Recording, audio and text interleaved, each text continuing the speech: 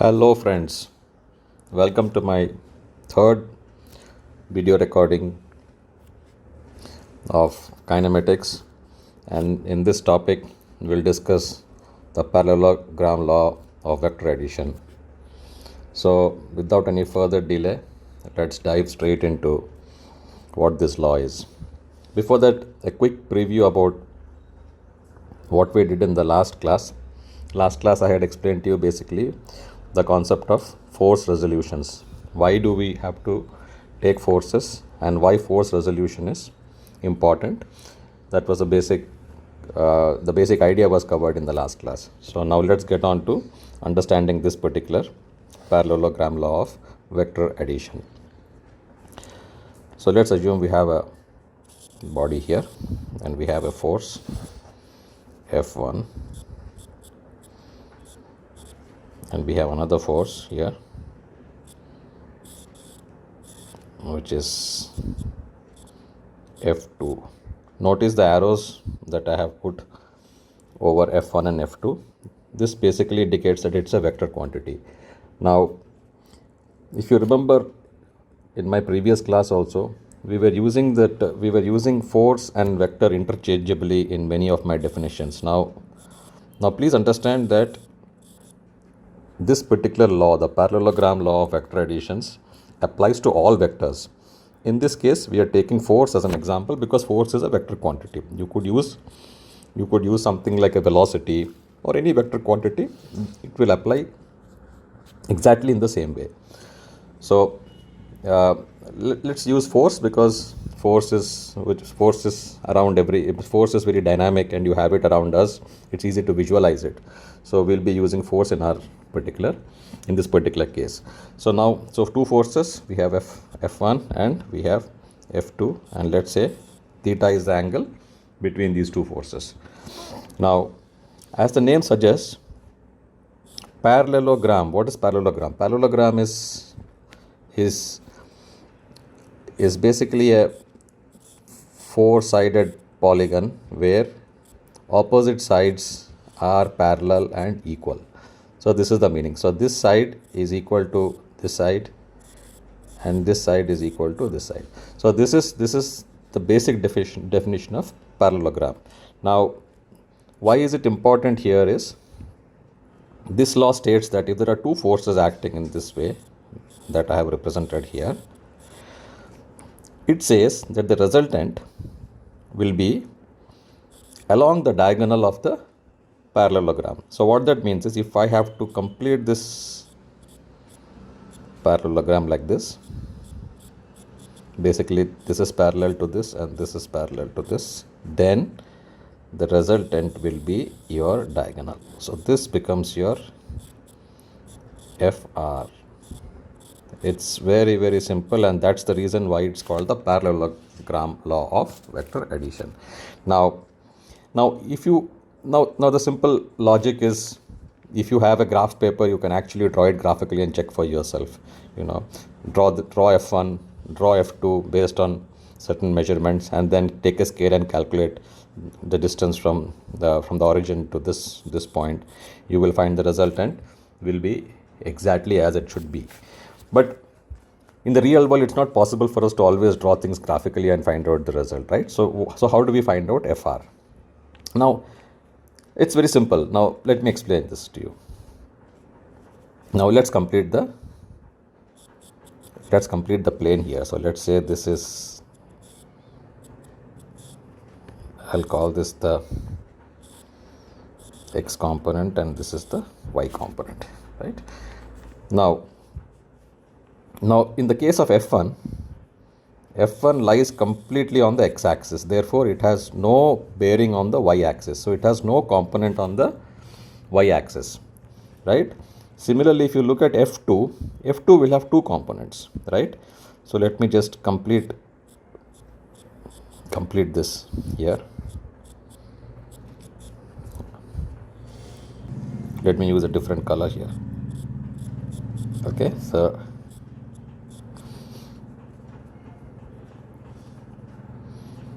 So if you see, there is one component of F2 along this. Let us call this as f2x, and there is another component which is along this line, and let us call this as f2y. Straightforward. Now if you see what is f2x, let us define it. By simple trigonometry, we know that f2x will be equal to f2 cos theta. Similarly, f2y will be equal to f2 sin theta. This is exactly what we derived in our last session. Now, to find out the resultant, now this is the resultant, right? To find out this resultant, what we need is, it's always mathematically easy to find a diagonal, the length of a diagonal, if you can somehow convert this whole problem into a right angled problem. So now if you look at this, if you look at this magnitude here, right? Now if I actually take this and place it here, exactly here, right? Exactly here. So this is equal to this in length, right? What will happen is it will exactly match with the ending point of this resultant, and what we effectively get is actually a rectangle here. So let me just draw this rectangle. It is actually covered. This is the rectangle. Let me cover it, show it here. So we are actually seeing a rectangle here, right? So if you look at this now, we have one component which is going straight up along the y-axis, and we have another component which is going along this. So let me draw the two components separately here. Let me redraw this now. So we have one component going along this way, and we have one component going along this way. And what is the length of this component now? It is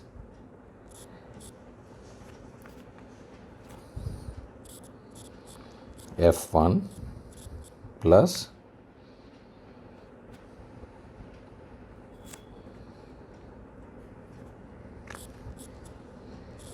f2 x, and this is f2 y, right? And therefore our resultant, so if I complete this here, our resultant is going to be this. And how are we going to calculate the dimension of this, the magnitude of this? You can see that now we have converted our problem into a right angle kind of a problem. So with one side being f2y and the second one being f1 plus f2x. Now by applying simple trigonometry, if this is fr, what will we have? We will have fr is equal to f2y whole square plus f1 plus f2x whole square, right? This is something which we learned in, this is basically a Pythagoras theorem. So let's substitute the values now. So we know that f2y is nothing but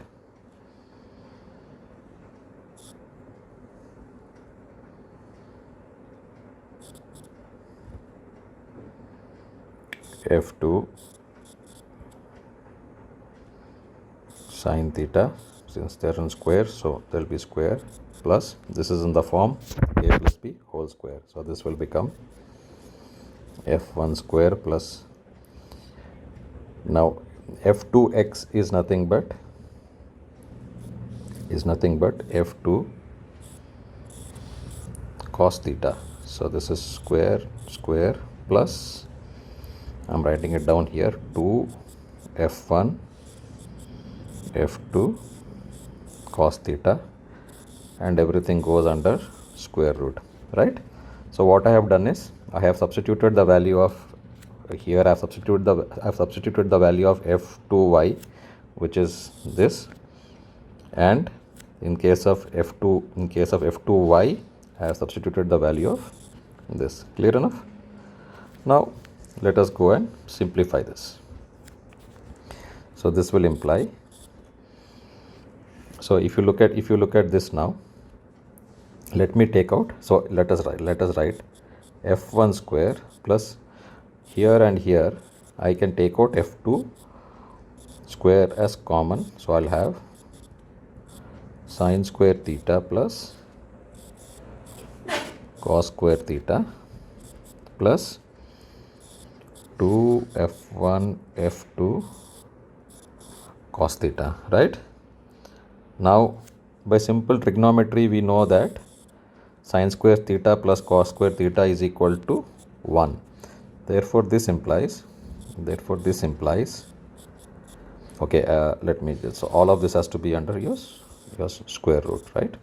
So it is f1 square plus f2 square plus 2 f1 f2 cos theta, all under root. Now this is, let me change the color here. So this particular equation that we just derived is nothing but your parallelogram law of vector addition formula. So if you have two fours, this is the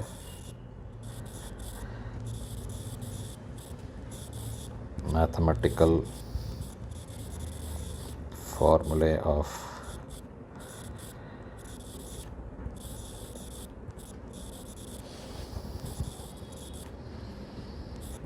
law of vector addition. So you get the point here. Now, so for any problem now, if you have two forces, if two forces are given to you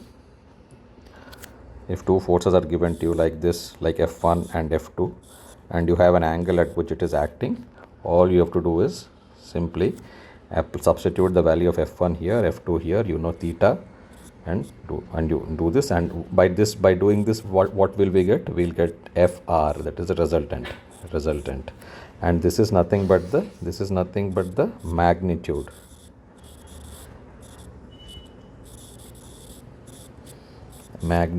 of the resultant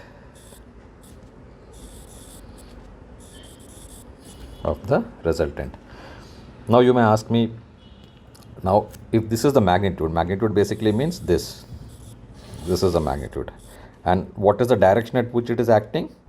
Let's call that as beta. So beta is, if this is the resultant and this angle is beta, by simple trigonometry we know that tan beta will be equal to this side by opposite side by our adjacent side. So let's do that now. So therefore the direction will be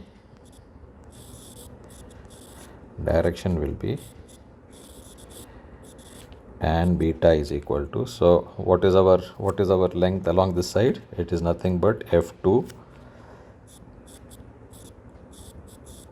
sine theta by, and what is our length here? It is f1 plus f2x, so that is nothing but f1 plus f2 cos theta, and this gives you your direction, or it gives you your angle. So this is the basic concept of a parallelogram law of vector addition.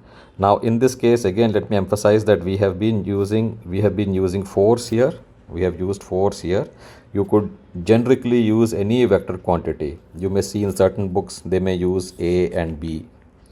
A and not here, I'm sorry.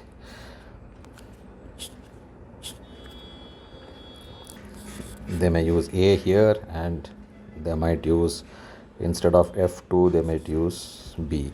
So it doesn't matter. The basic idea is, please understand that this law applies to any vector, right?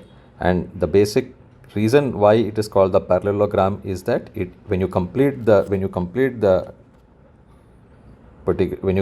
geometric shape, so one force here, complete it, and that becomes your result.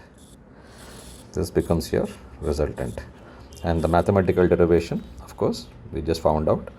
This is the direction, and this is the magnitude. I hope this is clear to you.